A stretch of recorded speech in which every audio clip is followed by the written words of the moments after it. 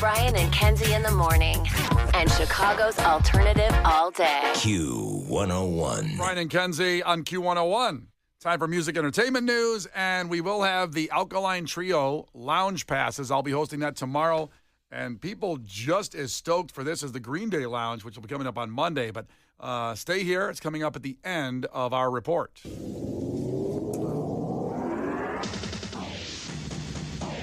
Well, very special day today, night I should say, as if you've been following the show at this time for the last couple weeks, to take you back to where we're at.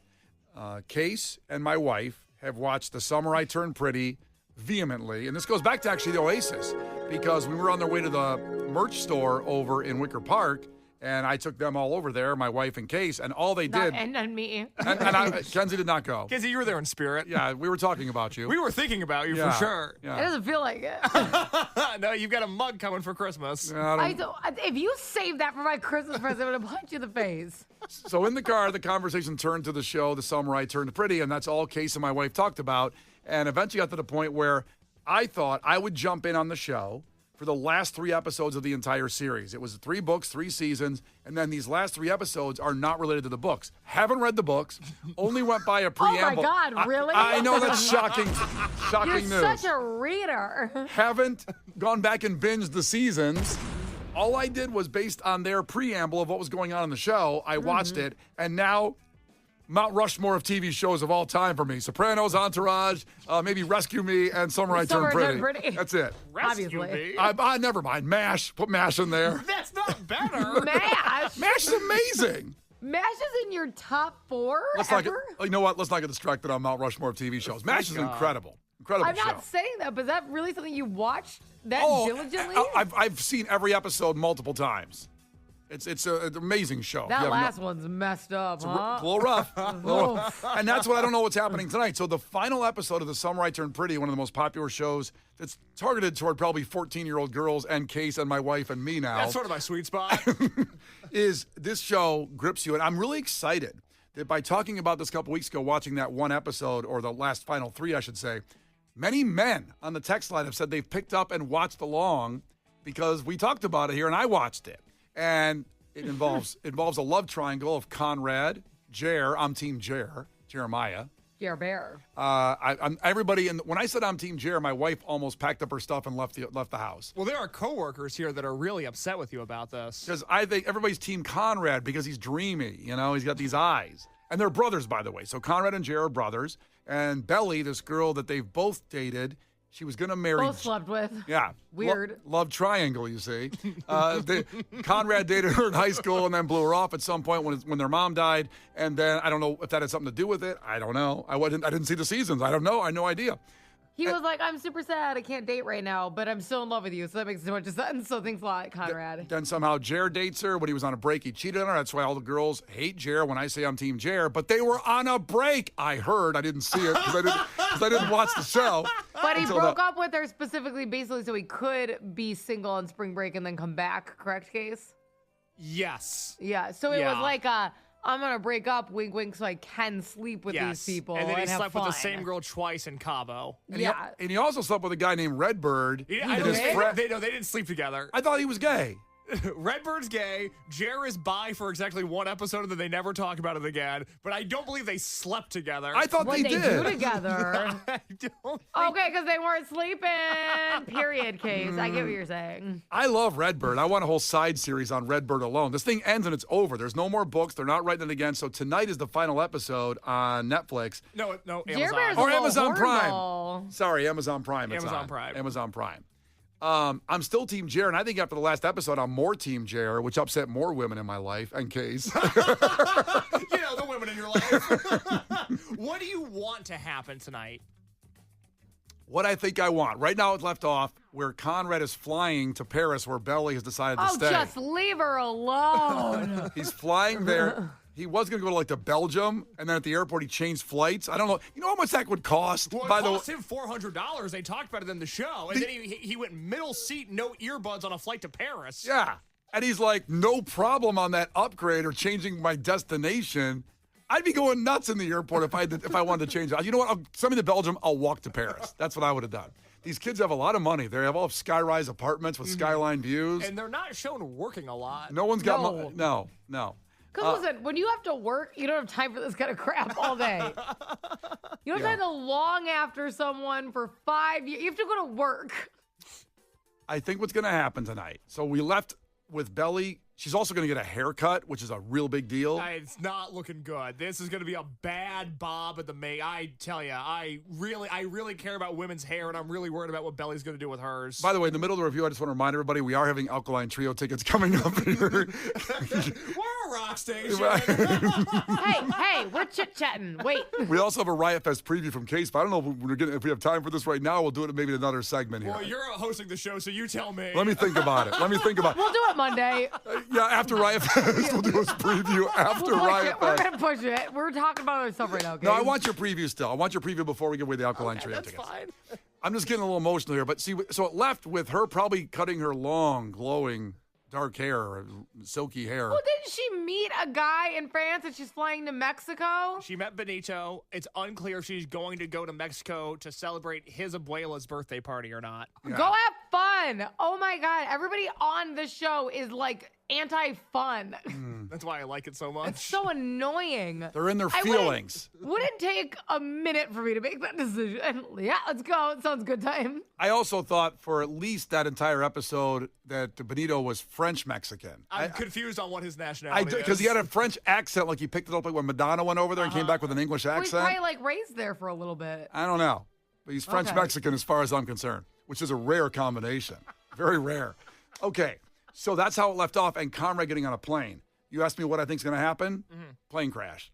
Conrad's not going to make it to Plane France. crash? Yeah, there's no way he's making it to Thank France. God. That would be divine intervention. She needs to get far away from these brothers. She Because- has nothing to do with them. Well, that's what I'm saying. There's no way they can resolve anything. It's an hour and 15-minute episode tonight, by the way. It's going to be rough. But I'm saying there's no way he can start something and finish it by flying to Paris right now. The only way to make it clear for my boy Jer, Team Jer, is that they maybe over the Atlantic somehow, poor quality workmanship on a Boeing, and he goes down. You're the second person in this office that has predicted that Conrad's going to die in the finale of this show. And then she ends Actually, up, it was my initial thought, too, when he said he was getting on a plane. and then I think he ends up, Jer and Belly end up together, just like they did at the end of the last episode, over their mom's gravestone. They're over Conrad's gravestone. And then they go, messed up. no, that's a shame. Well, why don't we go have sex? And don't you think he'll be like, he would have wanted this, and he's like punching the coffin? You're like, Remind me again, what are they going to say when they're at Conrad's grave? They'll say, that's a shame. Why don't we go have sex now? And that's how the whole show ends. Case's review of Riot Fest, a preview, I should say. Yeah, review of Samurai Turned Pretty tomorrow, preview of Riot Fest in a minute. Yeah, in a minute. And I have those Alkaline Trio tickets. Should I give away now? Let's give away the Alkaline Trio tickets now, and then I'll come back. I'll do a quick preview for Riot Fest Friday. I want to highlight some under-the-radar bands. Okay, 312-591-8300. Call now. Alkaline Trio in the lounge in the Q101 studios. Tomorrow, I'll be your host. And you can enter at Q101.com, but call now. You're in guaranteed. It's Brian and Kenzie on Q101. The Brian and Kenzie Show. On Q101. Got our winner for the Alkaline Trio Q101 Lounge tomorrow. I will be your host for that, so look for it all on your social. Cannot wait for the blessed event with our guys Alkaline Trio coming in. In a way, it's been Riot Week all week, but I feel like tomorrow it kicks in with this lounge, because then you get Alkaline Trio in the lounge. Then you got Riot Fest Friday, Saturday, and Sunday. Then we've got Green Day in the lounge. And then Monday night, we have the Q101 pop-up with a band that hasn't been announced yet. And then we'll announce that the second they get off stage at Riot Fest. So it's 5 days of Riot Fest intensity. No one can bring this to you except Q101. And no one can bring this to you as well. Case does the best job of going through Riot Fest bands and telling you maybe things about bands you only have heard their name but don't know much about them. It's a preview of what you should see, make sure you catch, because it's a lot of stages. It's a lot of walking around. Kenzie ends up in the food truck thing. We lose her for like 3 hours. There's so many choices. I have a separate list of things that I'm going to put my face next to this year. They have to go try. You should. I would love that. You should All do the that. different food. Yeah, all the food you're going to try. Kenzie walks in Amazing. with all those, Whole Foods bags to load up on shopping, the reusable bags. love which shopping. is very environmentally, safe there to not reuse bags or reuse those plastic ones. But here's the part that we all talk about, the music. So, Case, You're going to give us one for each day. Today will be Friday's preview. He's like Green Day, Blink-182. Little band called Jack White's. Yeah, I haven't heard of it. Might want to check them out. No, but I will be doing a preview for the next 3 days. We'll talk about Friday today. We'll do Saturday tomorrow, and then Sunday on Friday. I should also note real quick, they're going to release the Riotland map at 10 o'clock this morning. There's been some conjecture about when we're going to get that map. It will be here in just under an hour. Nice. For Lollapalooza, we did this where I did the preview, and that's when I introduced you guys to artists like The Dare and Silly Goose. Oh, one of my faves. I know, and so I'm going to try to capture lightning in a bottle for the second time. There's so many great bands on Friday in particular. I'm so excited to see Touche Amore, who's one of my 5 favorite bands of all time. They're going to be playing on Friday. The Hold Steady is there, a great alt-country band if you're looking for something a little bit more chill later in the day. Rilo Kiley reuniting, playing Chicago for the first time in almost 20 years. Me and Brian Phillips will be sobbing when Rilo Kiley hits the stage. Should be a great time there. Our guys in Knocked Loose playing right before Blink-182. And then, of course, Blink closing out the night. But the band I want to highlight is playing the Riot stage. That's one of the main stages. The Riot stage at 12:30 on Friday. So you got to get there early to see them. The name of this band is Harrison Gordon. They're from Normal, Illinois, one of our great exports other than Steak and Shake from that town. This is a song called Loves. It's about being banned from a Love's truck stop, and I think this band is going to eventually be one of the headliners for Riot Fest.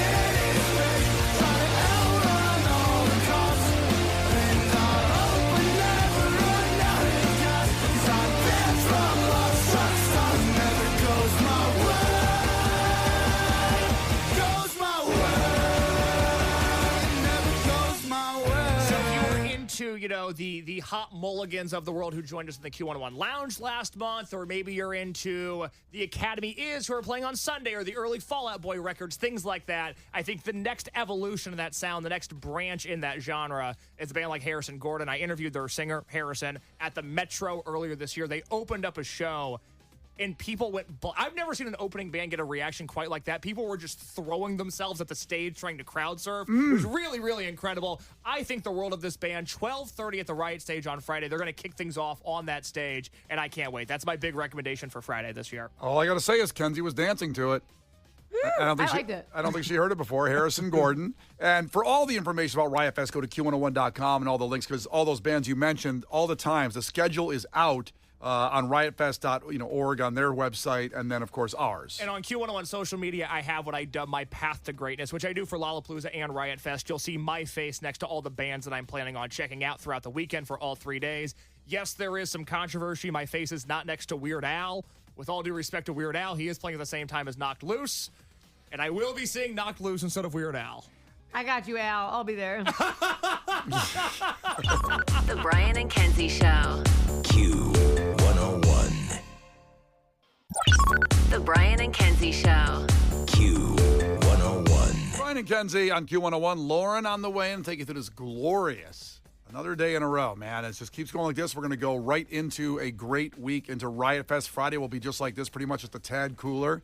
And we'll keep you updated on some of the rain possibilities on Saturday and Sunday. It literally keeps changing by the hour. It got better for Saturday, then maybe a little higher chance, and then better on Sunday. But we'll keep you posted as we get closer to the weekend. In the meantime, your takeaways from today's show, something that was memorable to you. Case, what do you have? Takeaway from Maddie: Gen Z doesn't know how to skip stones because we'd all rather stay inside. That's factual, and it's a real tragedy. Going forward, the generations won't know how to do that. I think we'll be okay. I don't think we will. No. I think this is an indicator. Whenever I'm outside, I think, man, I'd rather be inside. You know how they say if all the bees die, we're done? Like when you see bee populations diminish, it's bad for the earth. It's bad for pretty much our existence relies on the bees. Yeah. Skipping stones might be in there somewhere, too. Oh, number 2 behind the bees? Somewhere. I'm not saying 2, but maybe top 5 somewhere in there. If I don't see kids throwing a stone in the water trying to skip it, maybe that's a problem. I don't think it has the same effect on like the ecosystem. Probably not, but also just in general for our well-being and our survival. I could be wrong. You could be wrong. You could be wrong. Kenzie, what do you have? Matt texted in, takeaway, soiled their oats. Soiled them oats. And finally, 630 checked in. Takeaway, Case is just another woman mad in Brian's life for being Team Jer. Boy, that really puts it in perspective. doesn't it? What's on the podcast? Well, it is such a loaded day on the Brian and Kenzie podcast. A lot of our podcast titles relate directly to these takeaways. Kenzie did say this morning that she wants to soil her oats while talking about the evolution of young women and where we stand today with Gen Z and the generational differences. A cheating scandal has rocked the world of stone skipping. We broke all that down in our sports report this morning. And it's Wednesday, so there's a brand new head-to-head lines, this one involving a man in scuba gear robbing a restaurant. And if that wasn't enough, at 9 o'clock this morning, Brian gave his all-important prediction for what he thinks will happen during the finale of The Summer I Turned Pretty tonight. We'll be back at 8:50 tomorrow to break down the biggest TV event of the year. I don't know if it's pretty overwhelming. I might not make it in tomorrow. That's true. Jesus. That's true. There's always a chance you don't make it. Brian and Kenzie in the morning. And Chicago's alternative all day. Q101.